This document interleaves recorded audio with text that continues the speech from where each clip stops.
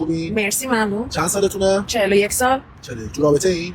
بله. شما موافق عمل زیبایی یا تزریق ژل برای صورت هستین؟ من کلا نچرالم، نچرالی رو بیشتر دوست دارم. شما نچرالین؟ بله. هیچ ژلی استفاده نکردین؟ نه. هیچ عمل زیبایی هم نه. ندارین؟ جدی میگی؟ بله.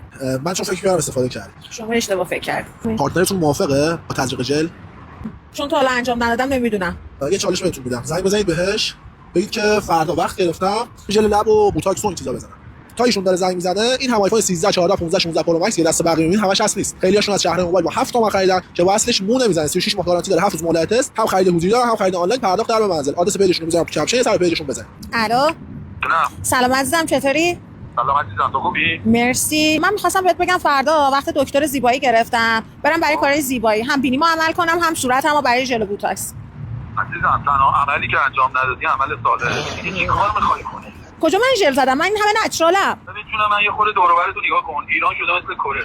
بابا دیگه شما دخترها الان انقدر شبیه هم شدید با این ژل و عملا که فیس آیدی گوشیاتون با قیافه هم دیگه واقعیه. عزیزم ما از شما پسرا که بهتریم. ما تنها عمل زیبایی که انجام میدیم عمل زیبایی که تو بچگیمون انجام میدیم. بعد سلام شما تایید می‌کنید. شما محمدیاش طلبا